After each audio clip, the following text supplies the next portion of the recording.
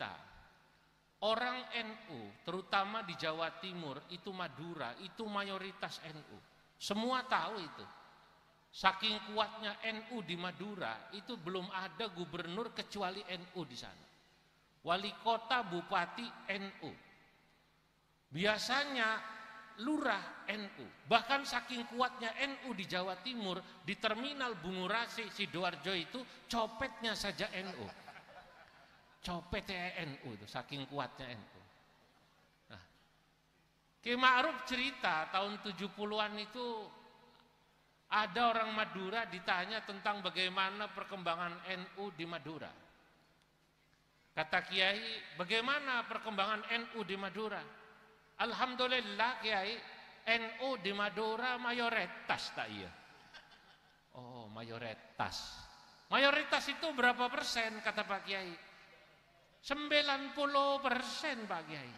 Oh, pikir Kiai kalau NU 90% berarti yang 10%-nya Kristen, Katolik, Hindu, Buddha, Konghucu. Nah, kata Kiai yang 10% tolong perinciannya bagaimana?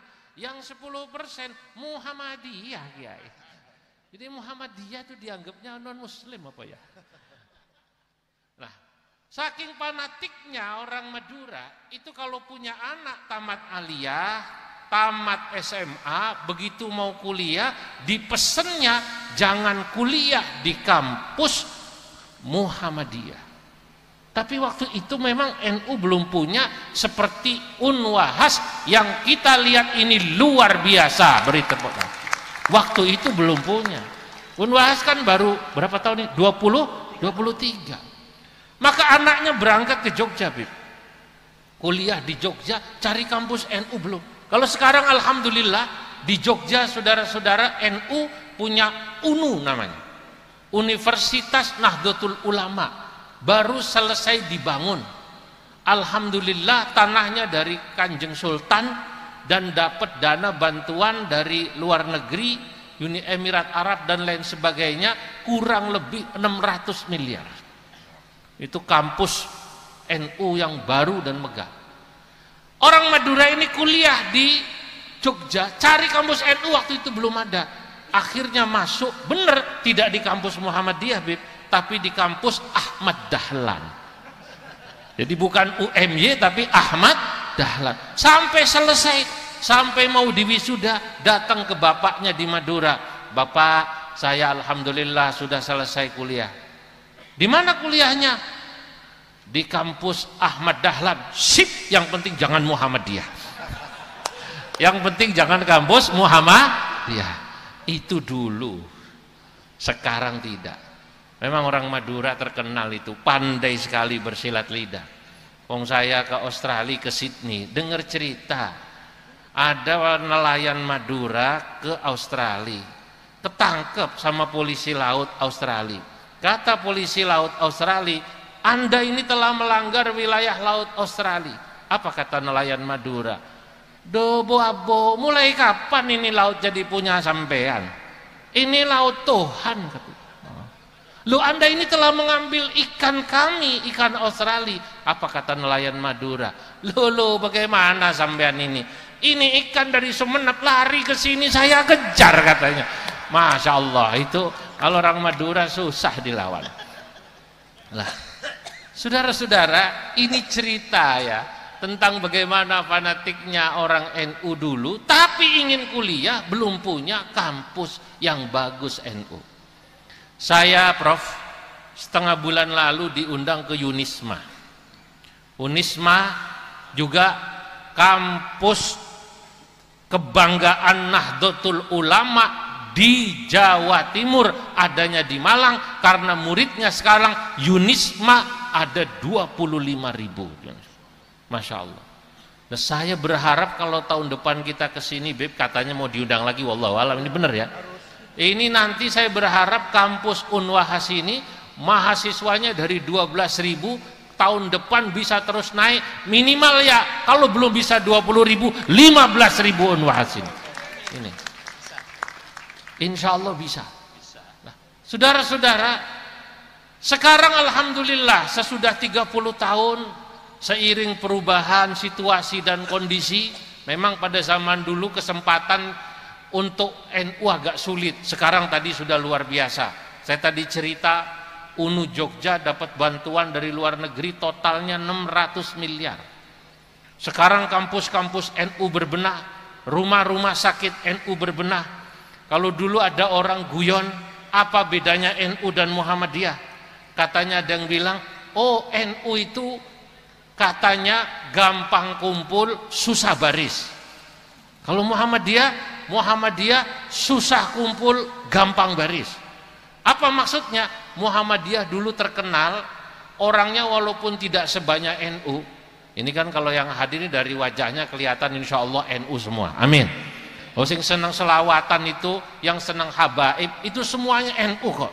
Yang mau cium tangan sama habaib, yang senang selawatan model sampean, insya Allah saya sudah keliling, itu mayoritas NU.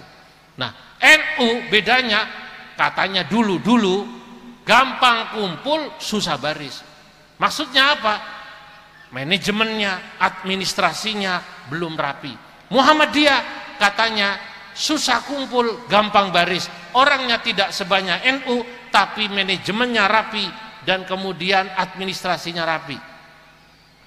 Kula niku Bib, kalau diundang ten masjid NU sama di masjid Muhammadiyah, di kampus NU, kampus Muhammadiyah bisa membedakan.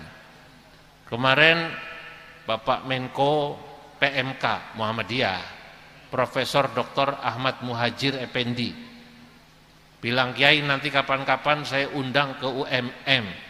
Dulu beliau rektor UMM, Prof. Saya biasanya bisa membedakan kalau ngisi di kampus NU, di masjid NU sama di Muhammadiyah. Itu kalau di Muhammadiyah itu biasanya rada tertib administrasi. Begitu selesai ceramah Bib diminta tanda tangan. Apa ini kata saya? Anu Pak Kiai, administrasi. Nah, itu kelihatan itu di kwitansi, Prof. 10.000 misalnya ini misalnya. Oh, ini administrasi. Kalau di NU itu mboten, Bib. Biasanya asal diundang blesak. Nah, saya enggak tahu ini di Unwahas malam ini, Prof, sudah tahu itu. Itu kadang-kadang itu kalau di NU itu kalau main blesak ngamplop itu kiai ini kadang mikir kira-kira piro kita. Kiainya kadang-kadang penasaran, pengen tahu, akhirnya apa? Pura-pura nanya toilet. Sebenarnya bukan pengen pipis, pengen weruh isi amplope piro gitu jajan. Nah, saudara-saudara, itu dulu katanya NU gampang kumpul, susah baris. Tadi saya begitu sampai sini, ungkapan NU katanya gampang kumpul, susah baris, sekarang terpatahkan. Kenapa? Unwahas Universitas Wahid Hashim yang malam ini, alladzi nahnul ana bisadadi, yang kita sedang ada di sini sekarang, membuktikan bahwa kampus NU keren-keren, hebat-hebat, prodi-prodinya, akreditasinya hebat, saudara-saudara. Ini menunjukkan bahwa NU sudah berubah. Lalu apa yang membedakan nanti dengan saudara kita Muhammadiyah? Kalau sekarang administrasi manajemen di NU sudah bagus seperti di Unwas ini, yang ternyata yang membedakan tetap satu. Salah satunya apa? Di NU sanad keilmuan faham ahlus sunnah wal jamaah insya Allah tetap dijaga, termasuk di kampus Unwahas ini. Insya Allah sanad keilmuan aswaja, pelajaran ahlus sunnah wal jamaah, saya yakin di sini menjadi pelajaran wajib. Betul, Prof ya? Supaya mahasiswa diajari apa itu yang namanya paham moderat, apa itu tawassut, apa itu tasamuh saling menghargai, apa itu tawazun seimbang. Ini bedanya. Karena sekarang saudara-saudara, anak-anakku, para mahasiswa yang saya hormati, para santri, zaman ini yang membahayakan adalah kalau kita terutama belajar agama tidak dari guru sanad yang jelas, dikhawatirkan maka orang yang belajar agama tidak dari sanad yang jelas, kemungkinannya dua yang dia dapat. Apa? Pahamnya salah atau salah paham. salah paham atau pahamnya salah. Nah ini bahaya. Dulu ada seorang sufi namanya Jalaluddin Ar-Rumi. Jalaluddin Ar-Rumi punya guru namanya Syekh Syamsuddin At-Tabrizi. Tabriz adanya sekarang ini di Iran.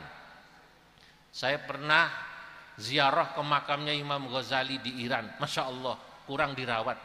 Tapi karena ini ulama madhab Syafi'i, guru kita semua, santri di pondok pasti ngaji kitab Ihya, saya ke sana. Syamsuddin At-Tabrizi gurunya Jalaluddin Rumi, penyair cinta yang terkenal. Jalaluddin Rumi kuburnya ada di Konya, waqad zurtu, alhamdulillah, di Konya di Turki. Gurunya Jalaluddin Ar-Rumi namanya tadi Syamsuddin At-Tabrizi menulis 40 kaedah cinta. Namanya 40 kaedah cinta, bahasa Arabnya Qawaidul Ishqil Arbaun.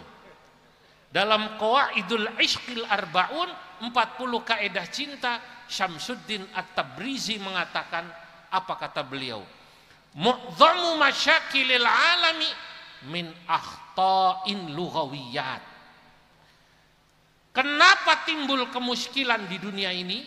Kemuskilan di dunia ini timbul, orang bisa saling membenci, orang bisa saling mengkafir-kafirkan, mensesat-sesatkan, nantang-nantang yang lain, tidak percaya pada orang.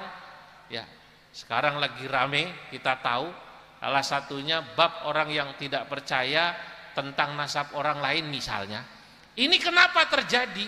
Menurut saya seperti yang dikatakan oleh Syekh Syamsuddin At-Tabrizi, min akhta'in lughawiyat, karena banyaknya kesalahpahaman.